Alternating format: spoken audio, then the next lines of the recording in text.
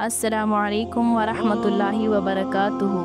मैं आज आपको सहरी खाने और इफ्तार करने के बारे में बताने जा रही हूँ। सहरी खाना जो है सुन्नत है। अगरचे भूख ना हो और खाना ना खाए तो कम से कम 2-3 छुहारे ही खा ले, और कोई चीज़ थोड़ी बहुत खा ले, और कुछ ना सही तो थोड़ा सा पानी ही पी ले। अगर किसी ने सहरी ना खाई, उठकर एक आधा पान खा लिया, तब भी सहरी खाने का सवाब मिल गया।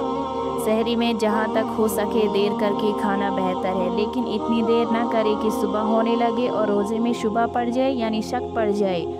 अगर सहरी बड़ी जल्दी खा ली मगर इसके बाद पान, तंबाकू, चाय, पानी देर तक खाता पीता रहा, जब सुबह होने में देर रह गई तब कुली कर डाली, तब भी देर करके खाने का सवाब मिल गया, और उसका भी वही हुक्म है जो देर करके खाने का हुक्म है।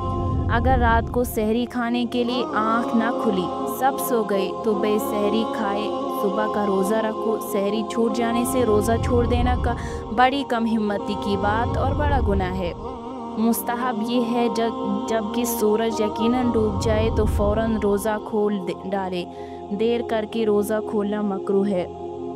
बदली के दिन ज़रा देर करके रोज़ा खोलो। जब खूब यकीन हो जाए सूरज डूब गया हो तब इफ्तार करो। सिर्फ घड़ियाल पर कुछ एतबार न करो जब तक कि तुम्हारा दिल गवाही न दे, क्योंकि घड़ी शायद कुछ गलत हो गई हो।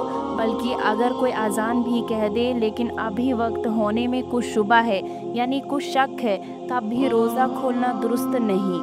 छुहारे से रोज़ा खोलना बेहतर है, या और कोई मीठी चीज़ हो तो उससे खोले, वो भी ना हो तो पानी से इफ्तार करें।